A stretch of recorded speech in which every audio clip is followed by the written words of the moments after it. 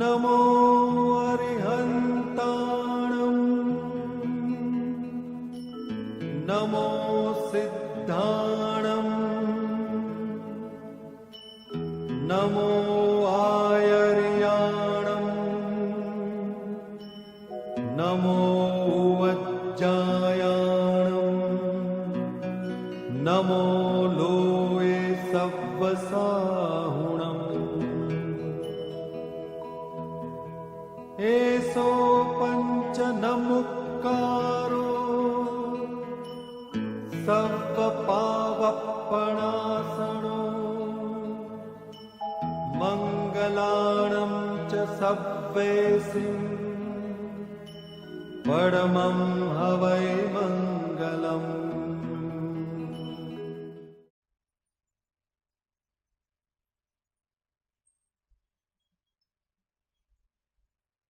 આજના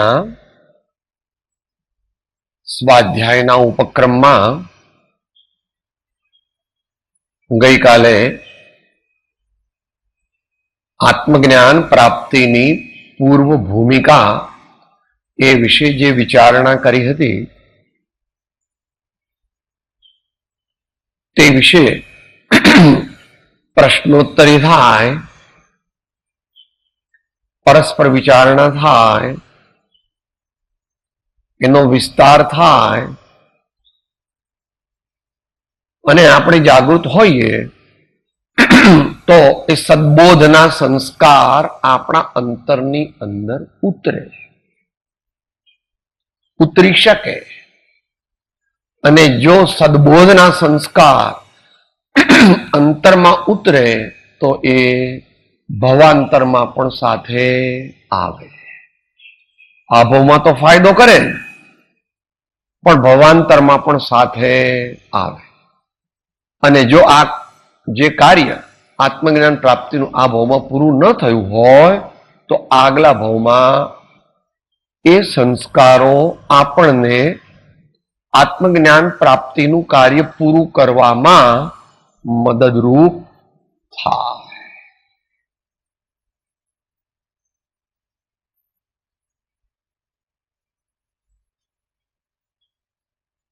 તો ગઈકાલે આપણે સામાન્ય વિચારણા કરી હતી. જેને ન દેખાતું હોય તે આ બાજુ આવી જાય.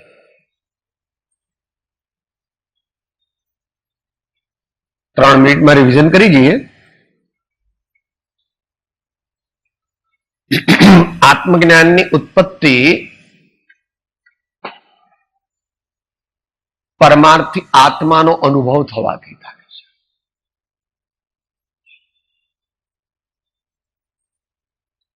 એવો આત્માનો અનુભવ થવા માટે દીર્ઘકાળ સુધી બે પ્રકારના પુરુષાર્થની આવશ્યકતા છે. જે આત્મ અનુભવ કરવા માંગે છે એવો આત્મા, એવો સાધક, તેણે પોતાનામાં ઘણા બધા ગુણો પ્રગટ કરવા જોઈએ. 1, 2, 3, 5 એવું નહીં. જો એનામાં એવા ગુણ ન હોય, એના રાજા ગુણો નીચે ગણાવે છે.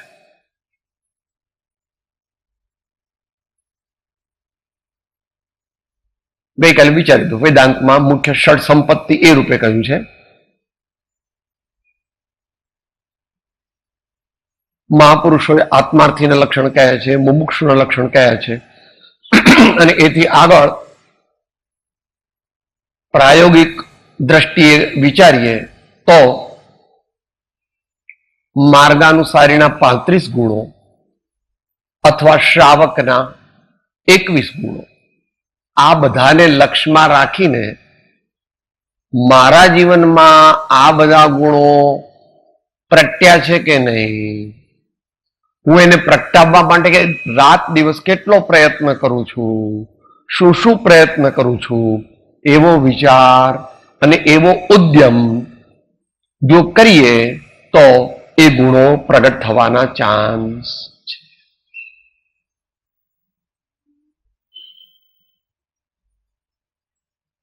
આખો મોક્ષ માર્ગ એ પ્રબુદ્ધપણે સદગુણોની વૃદ્ધિ. ચરણાનયોગની અપેક્ષાએ કહી ત્યારે મોક્ષ માર્ગ એટલે શું? પ્રબુદ્ધપણે જીવનમાં સદગુણોની વૃદ્ધિ. એટલે પોતે અનેક ગુણોના ભંડાર બનવું જોઈએ. અને બીજી બાજુ એનો ઉપાય શું? કે જે સદગુણોના ભંડાર હોય એવા મહાપુરુષોની સાથે ને સાથે રહેવું. સાથે ને સાથે ન રહેવાય, મોટા પુરુષની સાથે ન રહેવાય, મોટા પુરુષોના ચરણ સમીપે રહેવાય. નિયમ છે. એ તો કલ્યાણની પ્રાપ્તિ નહોતા. મોટા પુરુષોના ચરણ સમીપે રહેવા, મોટા પુરુષોની સાથે ન રહેવાય. નહીં તો તારે એમનો સમાગમ કરવાની જરૂર જ નથી, કારણ કે તું એમના જેવો જ છો.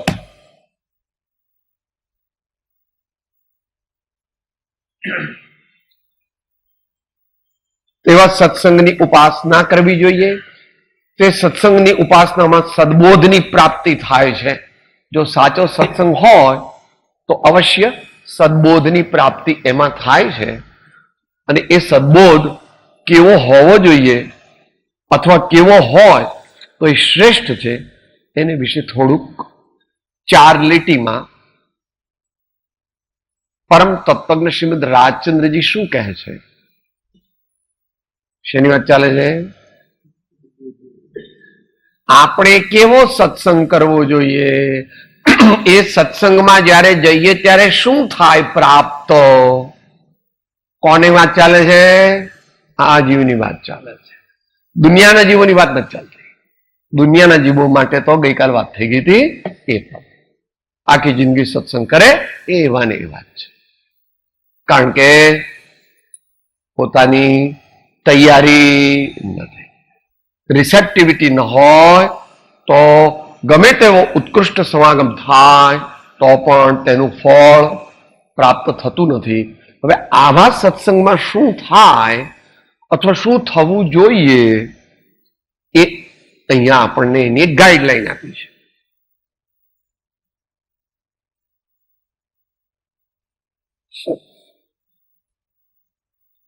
ફળ આગળ કહી દે છે. સત્સંગથી જે સુખ આનંદ મળે છે તે અતિ સ્તુતિ પાત્ર છે. તો સત્સંગમાં આપણને સાત્વિક આનંદનો અનુભવ થાય છે. સત્સંગ આપણે કરીએ તો આપણને સાત્વિક આનંદનો અનુભવ થાય છે. અહીં તો કે છે અતિ સ્તુતિ પાત્ર આનંદનો અનુભવ થાય છે. હવે ત્યાં થાય શું? જ્યાં શાસ્ત્રોના સુંદર પ્રશ્નો થાય,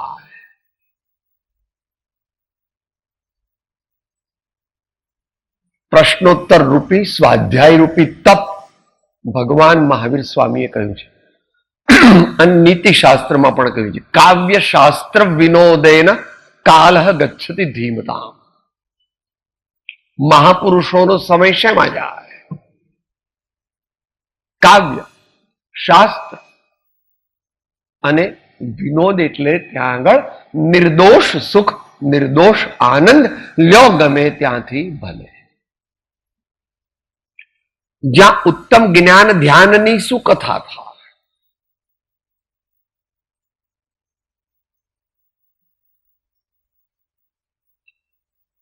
ત્રીજું કીધું નથી, એ અન્યત્ર કીધું. જ્ઞાન ધ્યાન ને વૈરાગ્ય, આ 3 સાથે હોય.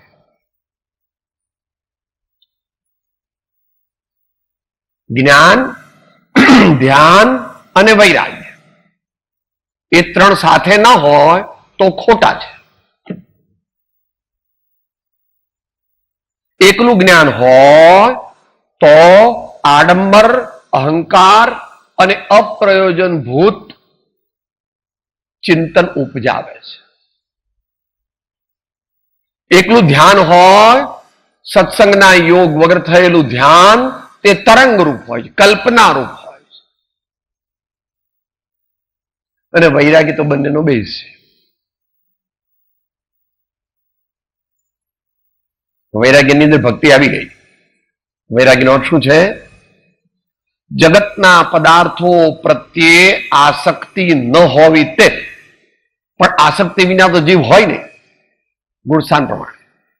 એટલે અવશ્ય દેવ, ગુરુ અને ધર્મ એ જેના હૃદયની અંદર વસી ગયા હોય એવો મનુષ્ય જ જ્ઞાન અને ધ્યાન ખરેખર કરી શકે. કારણ કે એવા મનુષ્યની પાસે વૈરાગ્ય, અંતર વૈરાગ્ય હોય છે, અંતરંગ વૈરાગ્ય હોય છે. દુનિયાના તમે જો ઠીક.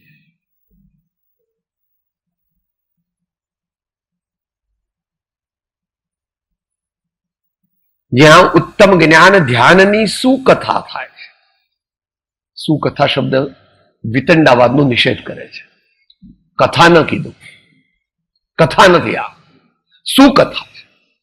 એટલે ત્યાં આગળ બીજા કોઈ આશયથી આપણે ધર્મ શ્રવણ કરીએ અથવા બીજું કઈ અંદરમાં આવે તો એ વિકથા થઈ જાય. સુકથા થાય. વિકથા તે પાપ છે અને સુકથા તે વિશિષ્ટ પુણ્ય છે. જ્યાં સત્પુરુષોના ચરિત્ર પર વિચાર બંધાય. આપણે કઈ પહેલા એવા મનુષ્ય નથી કે જે શાશ્વત આનંદ લેવા નીકળ્યા છે. ઘણા થઈ ગયા, ઘણા થઈ ગયા ને વર્તમાનમાં કોઈક કોઈક હોઈ શકે છે, દેશકાળ પ્રમાણે, આપણી યોગ્યતા પ્રમાણે. ભવિષ્યમાં ઘણા થવાના છે. બટ એવા પુરુષો જે પૂર્વે થઈ ગયા અથવા વર્તમાનમાં જે હોય તેમના ચરિત્રનું ચિંતન કરવું, તેમના પ્રત્યે અહોભાવ લાવવો, તેમની પરોક્ષ ભક્તિ કરવી. ભલે અત્યારે નથી, તેઓ અત્યારે વિદ્યમાન નથી, તો પણ જાણે કે તેઓ અત્યારે હાજરા હજુર છે એમ માનીને તેમનો અનુનય, વિનય, ભક્તિ, સ્તુતિ, પ્રણામ, વંદન અનેક પ્રકારે એમના ગુણોને આપણા હૃદયની અંદર સુસ્થિત કરવા, એમના ગુણો પ્રત્યે અત્યંત અહોભાવ લાવીને કહેવું, વંદે તત્ ગુણલબ્ધયે. હે પરમાત્મા, હે સદગુરુદેવ, હે આચાર્ય, હે જ્ઞાનીજનો, આપનામાં પ્રગટ થયેલા ગુણો, આપના ચારિત્રના પ્રસંગો, આપની સમતા, આપની ક્ષમતા, આપની ક્ષમા, આપનો વિનય, આપની ધ્યેય નિષ્ઠા, આપના ગુણોનો સમૂહ જે હું કહી શકતો નથી એવો પુરીત મહારાજ કહે છે.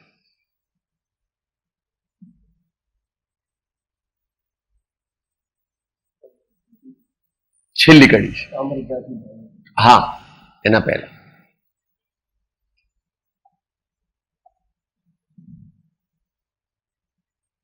વેદો પણ એનો પાર પામી શકતા નથી. ભગવાનના ગુણોનો અને સંતોના ગુણોનો વાણી પાર પામી શકતી નથી. કારણ કે જે આત્મત્વ પામેલા છે તે વાણીથી અતીત છે. અનુભવ તે વાણીનો વિષય, અનુભવ તરફ લઈ જાય વાણી, ભગવાનની વાણી, પણ પછી ત્યાં આગળ વાણી બંધ થઈ જાય. તારી જાતે એકલો જ.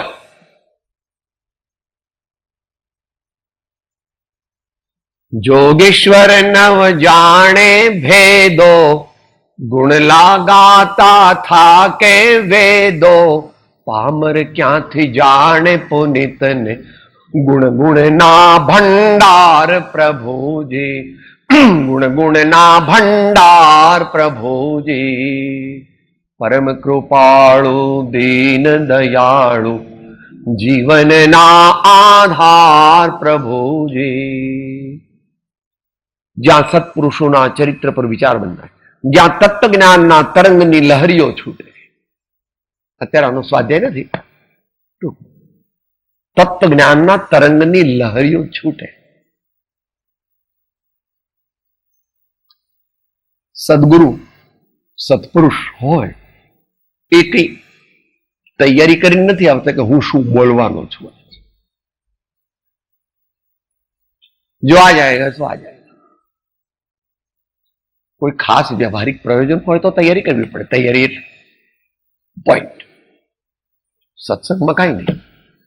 આત્મકલ્યાણ એક જ ધ્યેય છે, આત્મકલ્યાણ એક જ વિષય છે. એટલે એને અનુભવ વાણી કહે છે.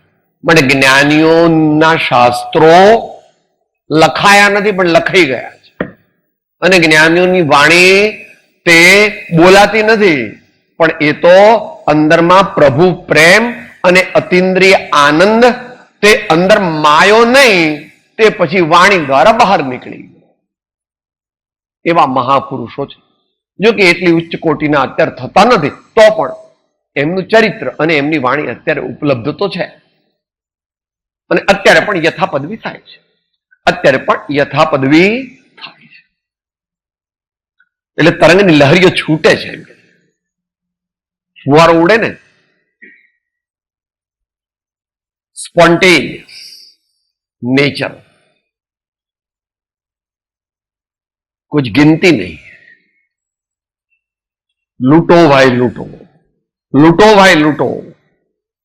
આ આત્મિક આનંદનો ખજાનો લૂંટો. પણ ઘરાક કળિયુગમાં હોતા, પરંતુ ઘરાક કળિયુગમાં કોક જ હોય છે એવું સ્વામી કાર્તિકેય મુનીશ્વરે કીધું છે. એ પેલા શ્રીમદ ભગવદ્ ગીતામાં પણ કીધું છે અને એવું યોગસારમાં પણ કીધું છે. એ બધાના અત્યારે જવા દઈએ. કૃપાળુદેવ એમ કહે છે 500 ગાઉ જશો તો પણ તથારૂપ જ્ઞાની પુરુષનો ભેટો થવો દુર્લભ છે. અથવા કે છે કળીકાળમાં એકાકી હોવાથી ઉદાસ. અપેક્ષા એ કથન સમજવું.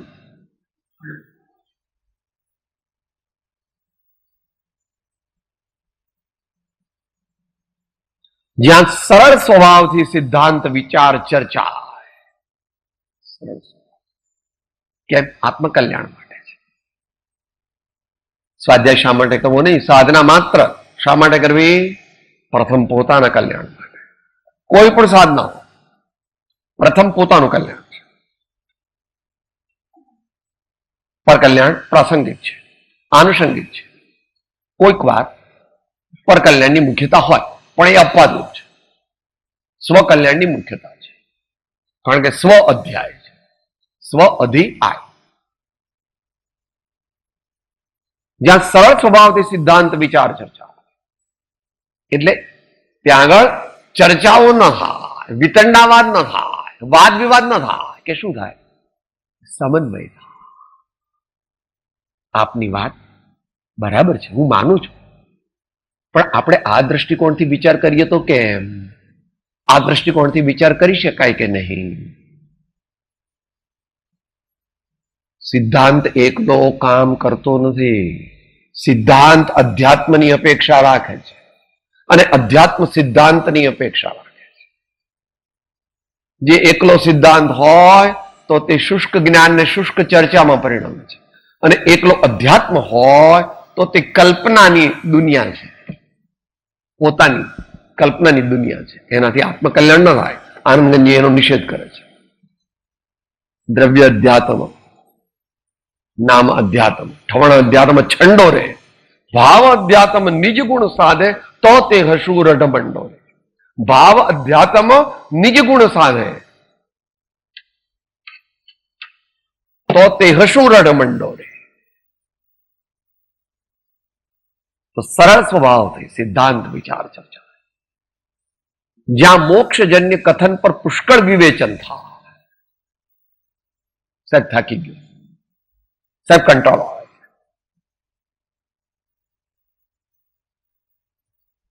કોઈ પિક્ચર જોવા જાય અને એક પિક્ચર ને બદલે 2 પિક્ચર બતાવે તો 6 કલાક બેસી રહે. ટીવી ઉપર સિરિયલ માંથી કે ભાઈ પતી ગઈ, હવે બધા 11 વાગ્યા સુઈ જાઓ. ના ના ના ના, હું તો બીજી ચેનલ પર જોઈશ, તમે બધા સુઈ જાઓ. દીકરાના લગ્નમાં, દીકરીના લગ્નમાં સવારના 4 વાગે ને બધા કે તમારી આંખો લાલ થઈ ગઈ છે, તાવ ચડ્યો છે, હવે સુઈ જાઓ. હા, તમે બેસો ને, મને તો કઈ નથી થયું. અને સત્સંગ કરવાનો હોય, ભક્તિ કરવાની હોય, વૈરાગ્ય ભાવ કરવાના હોય, સારા નિયમ લેવાના હોય, સાહેબ પણ મન તો ન ફાવે, સાહેબ મારથી તો આવું ન થાય, સાહેબ મારી તબિયત સારી નથી, સાહેબ મારી શક્તિ નથી, ત્યાં તો શક્તિ આખી રાતો રાત જાગે છે, અને અહીંયા એમ કીધું અડધો કલાક, તો કે સાહેબ પણ મારી શક્તિ નથી.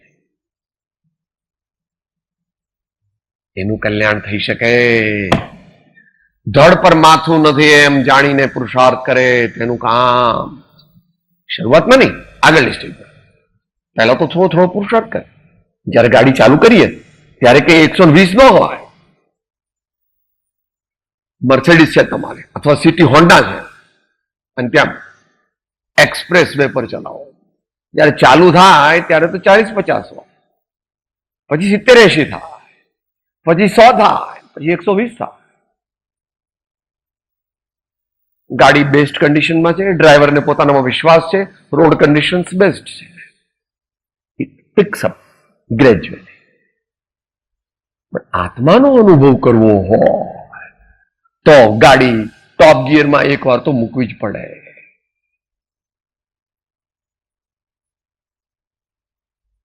જ્યાં મોક્ષજન્ય કથન પર પુષ્કળ વિવેચન થાય એવો સત્સંગ તે મહાદુર્લભ છે.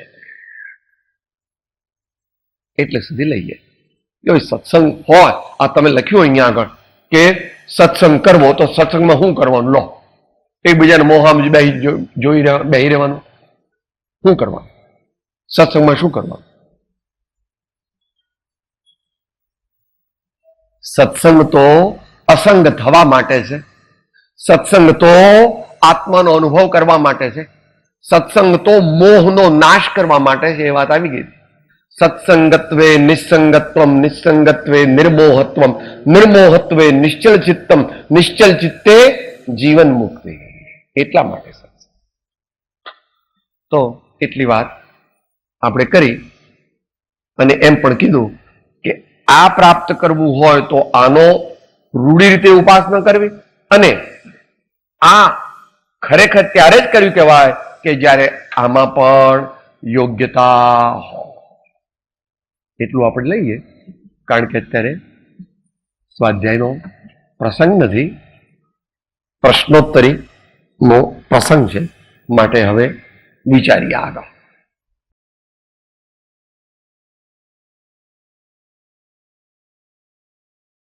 મોક્ષજન્ય કથન એટલે આખો મોક્ષ માર્ગ. મોક્ષજન્ય, જેના દ્વારા મોક્ષ માર્ગ અને ઇવેન્ચ્યુઅલી મોક્ષ પ્રાપ્ત થાય. મોક્ષ માર્ગ અને મોક્ષની ઉત્પત્તિ કરવા વાળો જન્ય કથન. એ કથનનું જન્ય શું? જનક એ કથન અને જન્ય તે મોક્ષ માર્ગ. तो विस्तृत रूप से जितनी हैसियत हो इतना होता है. जीवो समोसरण में था एवो न था, जीवो भगवान युग प्रधान आचार्यों ની સભામાં થાય એવો ન થાય,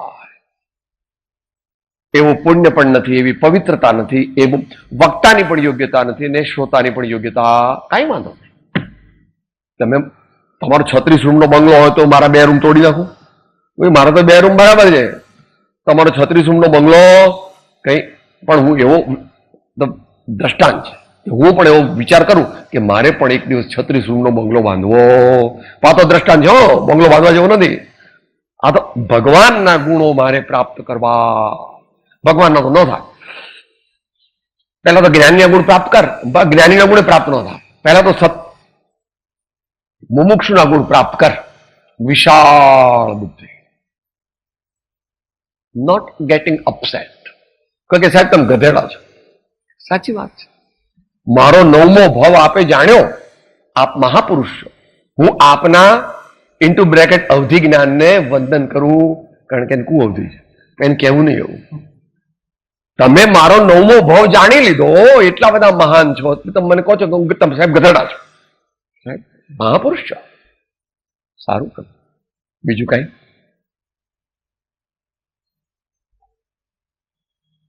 મોક્ષજન્ય કથન. જ્યારે જે અપેક્ષાએ વક્તા કહે તે અપેક્ષાએ સમજવું. જ્યારે વક્તા દ્રવ્યાન યોગથી કહે ત્યારે કે ચરણાન યોગથી, તો આમ કીધું છે. અરે પણ અત્યારે દ્રવ્યાન યોગથી કથન ચાલે.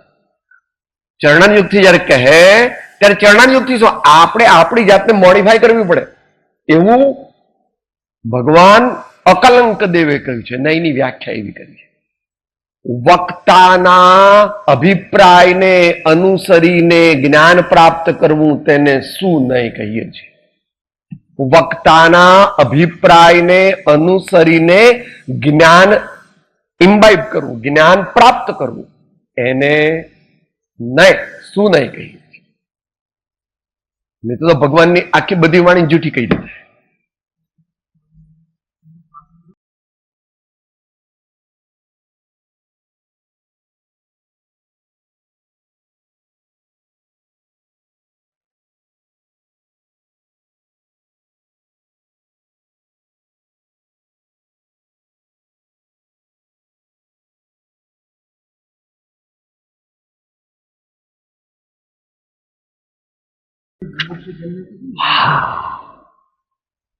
છેલ્લે આઈસ્ક્રીમ આવ્યો અથવા તો સ્વીટ ડીશ આવી એટલે બધું પૂરું થઈ ગયું. વાલા તો ઓલ ધીસ ઇઝ મોક્ષજન્ય. પણ પુષ્કળ કથન કહેતા વિસ્તૃત. એટલી બધી યોગ્યતા હોય તો ઠીક છે, નહીં તો ચાલુ કરવાનું તો પુષ્કળ. દુનિયામાં કેમ 50 કરોડ છે તો એમ કહે છે કે સાહેબ હવે તો ઠીક છે, સાહેબ માત્ર 50 કરોડ છે, શું કરું, હવે વિચાર કરું છું કે એક્સપોર્ટ કેવી રીતે વધે.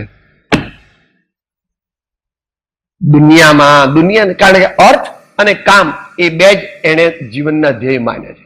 પરમાત્મા સર્વજ્ઞદેવ મહાન આચાર્યો ઋષિમુનિઓ કહે છે હે ભાઈ જીવનનું ધ્યેય તો ધર્મ છે. ધર્મપૂર્વક અર્થોપાર્જન, ધર્મપૂર્વક કામ એની તૃપ્તિ અને ધર્મ દ્વારા મોક્ષની પ્રાપ્તિ. જો ધર્મ નથી તો કુછ ભી નહીં હૈ. 50 લાખનો ચેક લખ્યો અને 5 લખવાનું ભૂલી ગયા તો પેલાનું શું થાય? પાછો આવે, અરે મારો ચેક પાછો આવે, 5 રહી ગયો. ઇક્કો કોણ છે?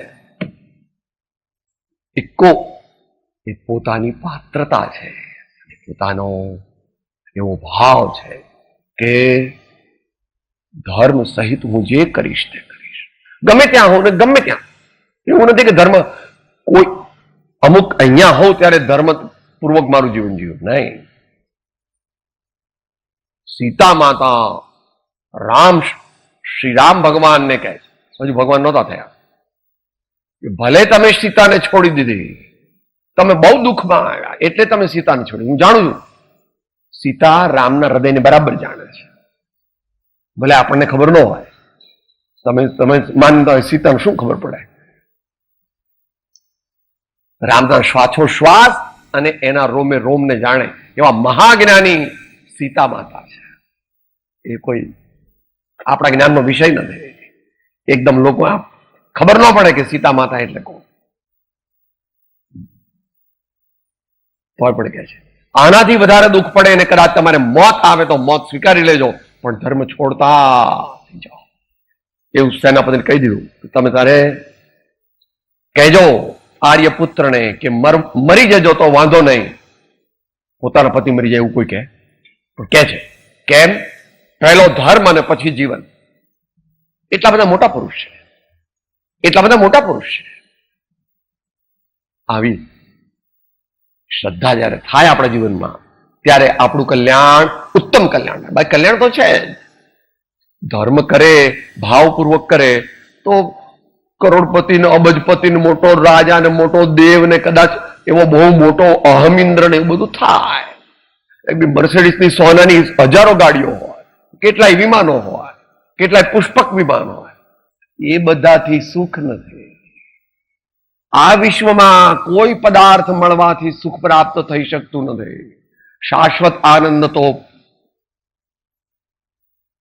સાચી શ્રદ્ધા, સાચું જ્ઞાન અને સાચું આચરણ, એ ત્રણેયની એકતા થાય ત્યારે સાચો આનંદ, એટલે મોક્ષજન્ય.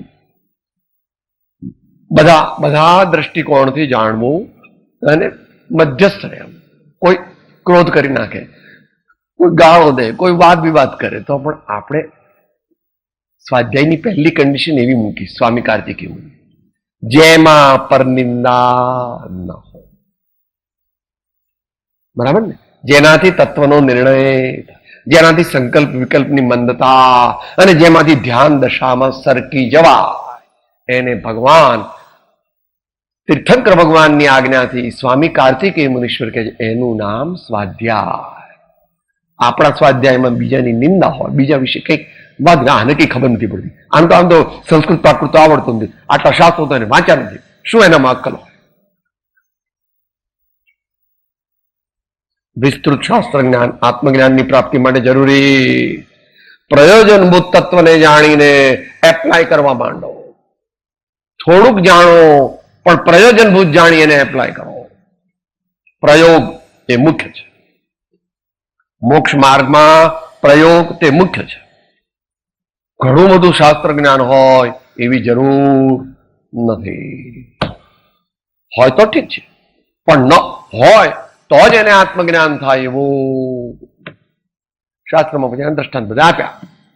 મારુષ માતુષ અપદરૂપ છે, શું પણ થોડુંક જાણનારને પણ સચ્ચાઈ, સમર્પણ અને અંતરની તીવ્ર ઝંખના હોય તો પરમાત્મા દર્શન અવશ્ય થાય. એટલી ધીરજ, એટલી શ્રદ્ધા, એટલો ખંત, એટલું પ્રમાણિક લય લગાડવાની ભાવના હોવી જોઈએ. એકદમ ન થાય. It has to be built up.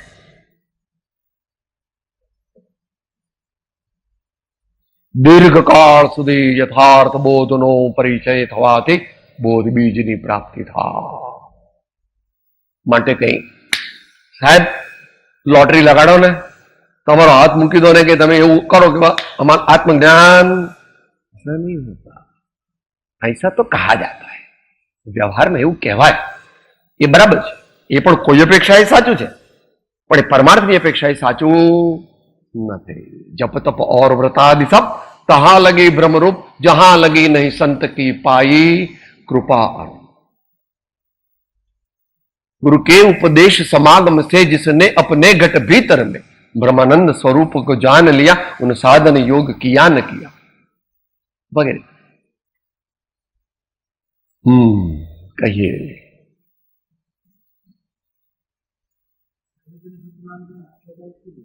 નવ તત્વો અને તેનું હે જ્ઞે ઉપાદેયના ખાનાઓથી એપ્લિકેશન, આ મુખ્ય. પ્રયોજન બુદ્ધિ બીજું જાણવું નહીં એમ કહેવાનો મતલબ નથી, પણ વધારે પુરુષાર્થ આપણે જ્ઞાનાવરણીને તોડવામાં કરીએ છીએ, એ નથી કરવાનો. મોહનીને તોડવાનો પ્રયત્ન કરે, જ્ઞાનાવરણીને તોડવાનો શું પ્રયત્ન કરે? આત્માનો અનુભવ ક્યાંથી થાય? જ્ઞાનાવરણી તોડવાથી આત્માનો અનુભવ ન થાય. મુખ્ય મોહનીને તો તૂટે તો આત્માનો અનુભવ થાય, આત્મજ્ઞાનની પ્રાપ્તિ. પણ મોહની અને જ્ઞાનાવરણી બંને એક જાતના કર્મો છે, બંને ઘાતી કર્મો છે. માટે જો જ્ઞાનાવરણીને રૂડે પ્રકારે મારીએ તો મોહનીને ધક્કો વાગે, એનો પણ ઘટાડો થાય. પણ આપણે તો રાજાને જ પકડવો, મોહનીને મારવા માટે વધારે પ્રયત્ન કરવો. ન મમ કિંચિદપી અસ્તિ એવી શ્રદ્ધા કરવી. ખેર શરીર તો તમારું ખરું ને, તત્વ આવે ત્યાં નહીં. ત્યાં કપડા તો તમારા ને. પ્રભુ મારા મેં બાંધેલા કર્મો તે નિશ્ચયથી મારા નથી, અને મારામાં જે ઉણપ જે છે, મારામાં ક્રોધાદી ભાવો જ એ પણ નિશ્ચયથી મારા. અત્યારે ભલે મારે એને કાઢવાના છે, મારી પર્યાયમાં છે અને મારા અપરાધથી થાય છે, પણ એ મારો સ્વભાવ નથી. હું એનો માલિક નથી, મૂળ માલિક નથી. અત્યારે તો મારી ભૂલ છે એટલે ક્રોધ થાય છે,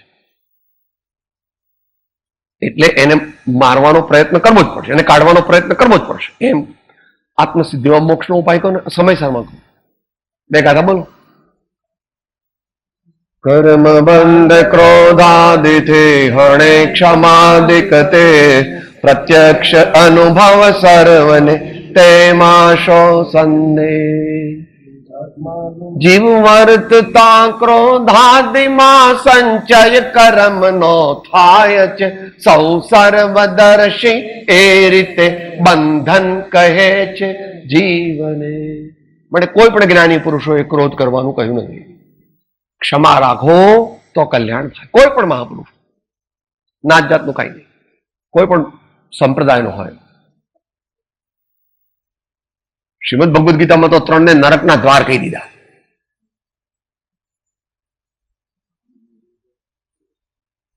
કયા 3 કીધા? કામ, ક્રોધ ને લોભ. કામ, ક્રોધ અને લોભ આ 3 નરકના દ્વાર છે. નરકના દ્વારનો અર્થ તીવ્ર બંધનના કારણ. એનો અર્થ એમ શું કે અત્યારે તો થોડુંક દુઃખ છે તને, તારે બહુ જ દુઃખ જોઈતું હોય એટલું દુઃખ કે બોર જેટલા આંસુ પાડે તો કોઈ સાંભળનાર ન હોય, કોઈ દેખનાર ન હોય, એકલો. એવું દુઃખ જોઈએ છે? જોઈતું નથી, પણ અત્યારે કારણ તો એવા જ સેવે છે. કારણ તો એવા જ સેવે છે. ઘડીએ ઘડીએ તું કોણ છો? मैं संतन को दास, मैं सदगुरु को दास, मैं प्रभु का सेवक हूं. सभी धर्मात्माओं का, मुमुक्षुओं का भी मैं सेवक हूं. एवो भाव अंतરમાં હોવો જોઈએ. બતાવવા માટે નહીં, અંતરમાં એવો હોવો.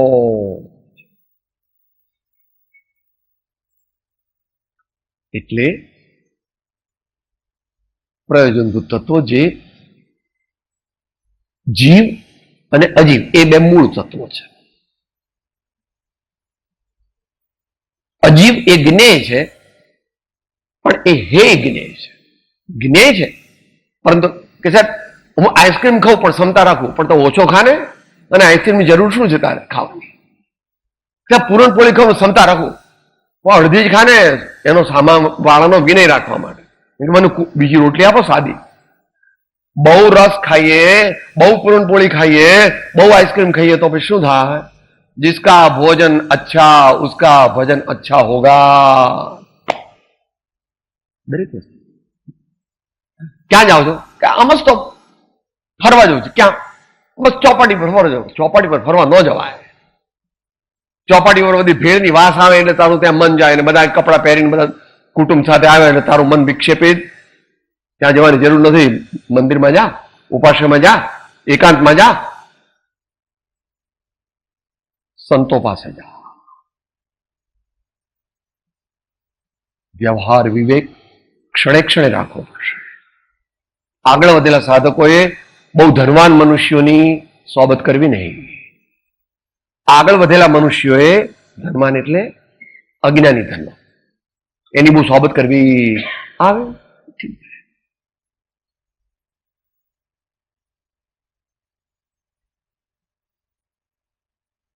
મહાવીર જૈન વિદ્યાલય કોણે સ્થાપ્યું?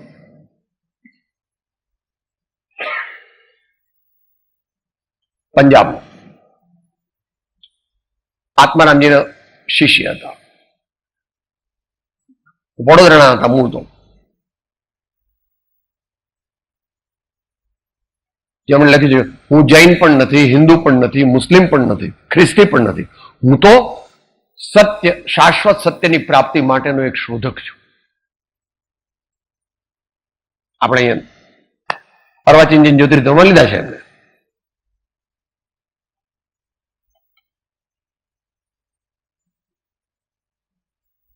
ઈડર પર જે ધ્યાન કરાવે છે ને એમના ગુરુ, ઈડર પેલા આચાર્ય ધ્યાન કરાવે છે ને એમના ગુરુ.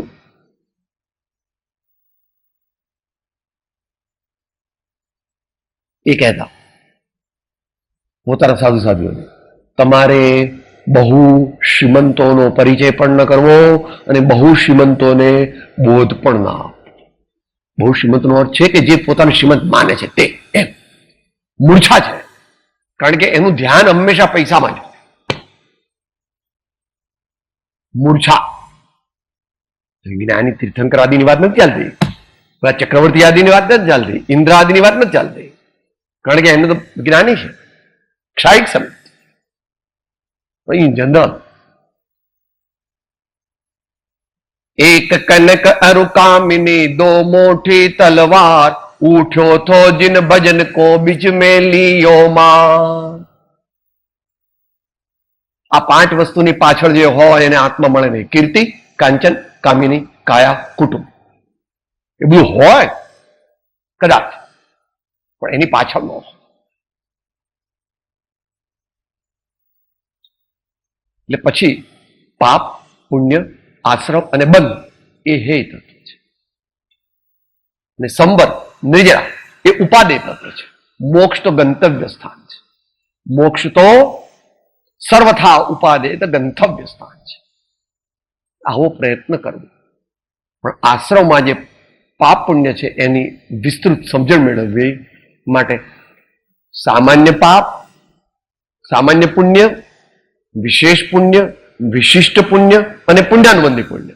એમાં વિશિષ્ટ પુણ્ય અને પુણ્યાનુબંધી પુણ્ય અત્યારે ઉપાદેય છે. ચારિત્રમાં, શ્રદ્ધામાં તો હેય જ છે. ચારિત્રમાં અત્યારે ઉપાદેય છે. ભક્તિ ભાવપૂર્વક વધારે કરો, સ્વાધ્યાય ભાવપૂર્વક વધારે કરો અને આત્માને લક્ષ્ય કરો. આ ભાવ કે પરભવની ઈચ્છા વગર કરો. સ્વાધ્યાય કરો, ભક્તિ કરો, તીર્થયાત્રા કરો, પૂજા કરો, દાન દો, શ્રાવક અવસ્થા હોય ત્યાં પછી આગળ તો અભયદાન છે અને જ્ઞાનદાન છે. મુનિ કે પાસ કુછ હોતા નહીં. તો એ ગુરુગમથી સમજવાનું કોઈક વાર વિસ્તારથી.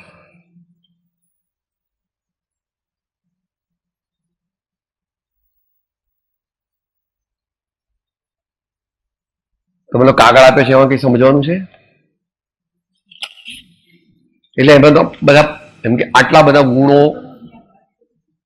બધા ગુણો પ્રાપ્ત કરવા જોઈએ. અહીંયા તો માત્ર 3 જ લીધા છે. વિનય એ વિશે આપણે ગઈકાલે વિચાર્યું હતું. વિવેક એ વિશે અલ્પ વિચાર્યું હતું. સતત અભ્યાસ એ વિશે વિચાર્યું નહોતું. પણ ક્ષણે ક્ષણે, કાર્ય કાર્યે, પ્રસંગે પ્રસંગે ધર્મ કરવાનો, પર્યુષણમાં ધર્મ કરવાનો, દિવાળીમાં ધર્મ કરવાનો, ગુરુ પૂર્ણિમા આવે ત્યારે ધર્મ કરવાનો, એવું આગળ વધેલા સાધકો માટે ન હોય.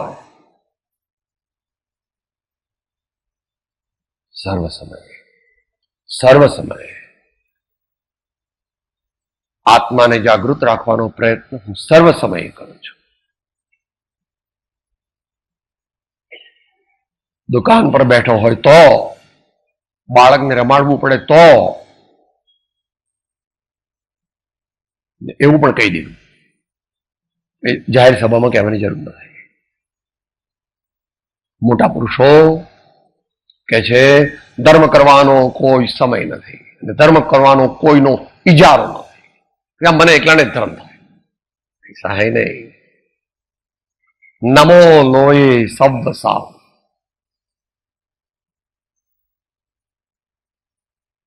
ઘણા બધા ગુણો પ્રાપ્ત કરવાના છે. બેને લખ્યા છે થોડા.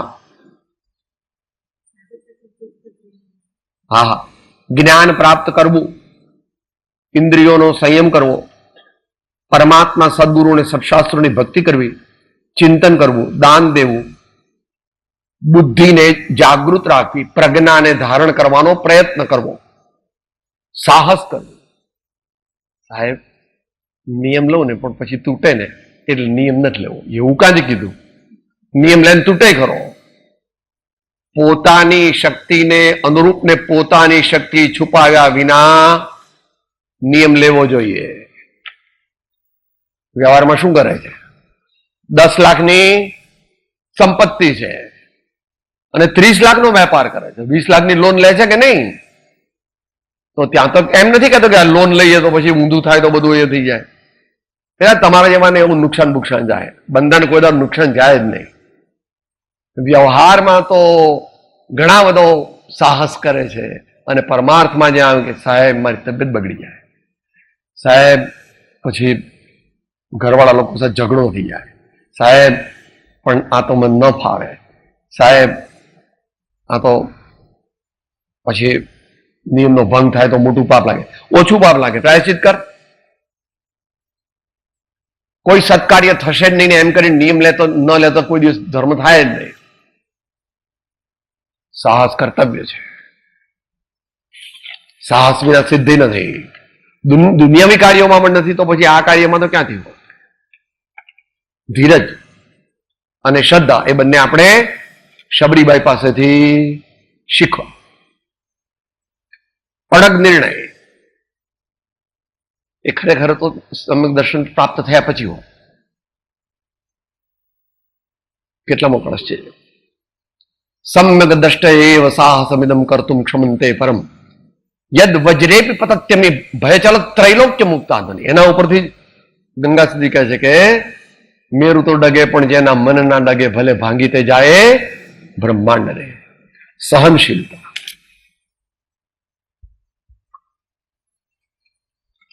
સો માં બનીએ તો એક મુમુક્ષુ બની શકીએ અને 1000 માં બનીએ તો એક સંત બની શકીએ. મા બાપને રાજી રાખવાના, વરને રાજી રાખવાનો, દીકરાઓને રાજી રાખવાના, અતિથિઓને રાજી રાખવાના, કુટુંબીજનોને રાજી રાખવાના, જ્ઞાતિજનોને રાજી રાખવાના, સૌથી વહેલા ઉઠવાનું, સૌથી છેલ્લા સુવાનું. હોય માં. 100 માં થાય તો એક મુમુક્ષુ થાય, 1000 માં થાય ત્યારે સંત થાય, અનંત માં થાય ત્યારે તીર્થંકર થાય. સવી જીવ કરો શાસન.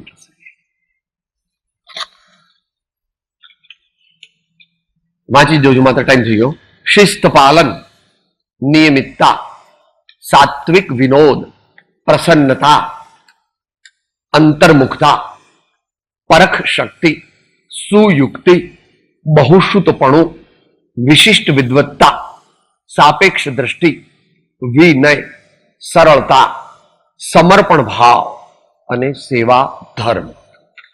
આવા બધા ઘણા ગુણો આપણા દૈનિક વ્યવહારમાં જ્યારે પ્રગટે, રોજબરોજના જીવનમાં. અમુક પર્યુષણ વખતે એવું નહીં, અમુક મંદિરમાં હું ત્યારે જ નહીં. ગુણનો અર્થ છે કે દ્રવ્યના સર્વ પ્રદેશોમાં જે વ્યાપે છે, એ તો સૈદ્ધાંતિક વ્યાખ્યા છે, અને સર્વ સ્થિતિમાં હોય છે એ નમગુણ. એ તો શાસ્ત્રી વાત છે, આપણે એમાં જવું નથી. કહેવાનો મતલબ કે આપણે સદગુણ સંપન્ન બનવાનો સંકલ્પ કરવાનો છે. એને માટે જે સહન કરવું પડે એ કરવાનું. પણ સદગુણથી સુખ જ થાય પ્રભુ, તો થોડું તો દુઃખ હોય. નવી નવી દુકાન કરે ત્યારે ગ્રાહક ન આવે, નવું નવું દવાખાનું કરે ત્યારે પેશન્ટ ન આવે, અને પ્રસૂતિની પીડામાંથી પસાર થયા વિના માં બની શકાય નહીં. કે નાના બે પ્રસૂતિ બહુ પીડા થાય, મારે મા બાપ બનવું, ના બની શકાય. આજકાલ પેલી ભાઈ પેઇનલેસ ડિલિવરી આવે છે, પણ એ બધી આર્ટિફિશિયલ છે. અને પછી એનામાં માતૃત્વ હતું, એ તો પછી 1.5 વર્ષનો થાય એટલે પ્રી કેજી મૂકી આવે. અને એ તો કે છોકરા તો મને ઝેર જેવા લાગે છે, હું છોકરાને રાખું જ નહીં, મારી સાથે મૂકી આવું ગમે ત્યાં, હોસ્ટેલમાં મૂકી આવું, નહીં તો પેલા બેબી સિટિંગમાં મૂકી આવું, નહીં તો નર્સરીમાં મૂકી આવું. તું માં છો જ નહીં, તું માં છો ને ડાકણી છો, રાક્ષસી છો. તારે માતા બનવું જોઈતું જ નહોતું, ભૂલથી બની ગઈ. એનું તને પાપ લાગશે, પુણ્ય નહીં થાય. માં તો તીર્થ છે, માં તો સાચા અર્થમાં થાય પાવન તીર્થ છે. એમાંનું કોઈ લક્ષણ તારામાં નથી. એ વિચાર માટે સહન કરવાની આપણે ટેવ રાખીએ. અને